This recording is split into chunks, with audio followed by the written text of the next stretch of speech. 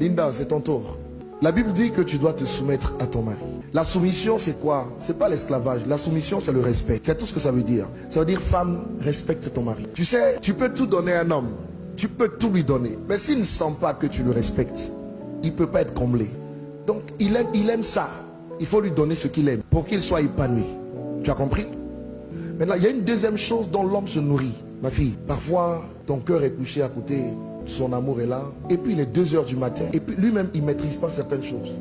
Il se retrouve dans ses conditions normales, c'est pas anormal, normal de température et de pression.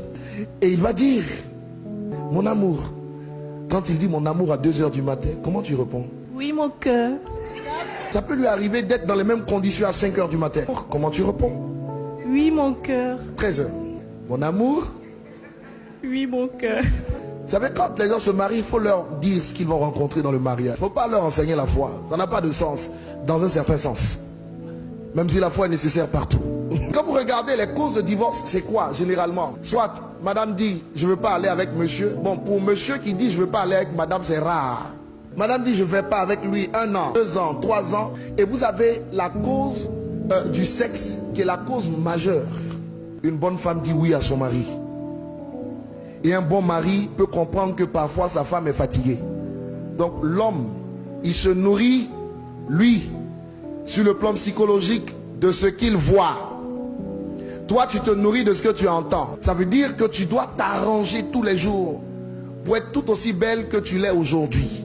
Les cheveux toujours bien faits, le maquillage toujours bien à l'endroit, les sprays, les déodorants comme il faut. Tu dois toujours être prête pour accueillir ton mari. Quand tu sortiras de chez toi, tu es une femme mariée. Il y a des parties de ton corps qu'on ne doit pas voir, qui sont réservées uniquement à ton mari. Mais s'il te plaît, Linda, quand tu es à la maison, ne t'habille pas à la maison comme tu t'habilles dehors. Ton mari doit être capable de voir ce que personne d'autre ne voit. Une femme sage a 2 faces. Il y a la face du dehors et la face du dedans. Quand tu es avec ton mari chez toi, ma fille, s'il te plaît, ne va pas me mettre une robe qui part du cou jusqu'au bout des orteils. Arnaud doit voir que Dieu t'a donné de belles jambes. Arnaud doit voir des choses que personne d'autre ne peut voir. Et il doit se réjouir en voyant ces choses. N'oublie pas, il fonctionne par les yeux. Donc tu dois lui en mettre plein la vue. Une bonne femme a un vêtement dans la maison qui est différent du vêtement du dehors. Elle a même une 3e dimension. Un autre vêtement dans la chambre à coucher. Là-bas, il ne faut pas aller attacher des pagnes. Ne fais pas ça. Tu es trop jeune pour ça. Il y en a parfois qui vont dans l'intimité. Elles portent des joggings. Sur le jogging, elles vont mettre un jean. Sur le jean, elles vont attacher un pagne. Sur le pagne, elles vont attacher un kimono. Le pauvre monsieur, pour rendre visite à sa femme, il franchit des obstacles insurmontables. Il y a des vêtements adaptés. Et tu les connais. Les nuisettes et tout ce qui va avec. Tu vois, aujourd'hui tu es entré dans le mariage, c'est une victoire. Mais rester dans le mariage, c'est un autre championnat qui commence. Oui, il faut dire ça. Surtout quand elles sont chrétiennes, ils sont chrétiens. Quand tu t'es marié là, ce n'est pas fini.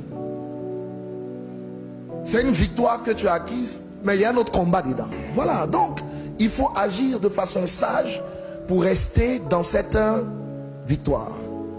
Je vous dis une dernière chose et puis je vais vous bénir. Écoutez-moi bien. Arnaud, pour que tu puisses gagner ta femme, il faut gagner son cœur. Aimer, c'est gagner son cœur. Et quand tu gagnes le cœur de ta femme, et si tu réussis à gagner son cœur, tu gagneras son corps. Ne cherche pas à gagner le corps si tu n'as pas gagné le cœur. Linda, tu veux gagner le cœur de ton mari? Ne cherche même pas à gagner le cœur. Gagne le corps et tu auras le cœur. On ne se marie pas pour être heureux. On se marie pour rendre l'autre heureux. Et si tu le rends heureux et qu'il te rend heureuse, vous vous rendez heureux. Vous êtes heureux.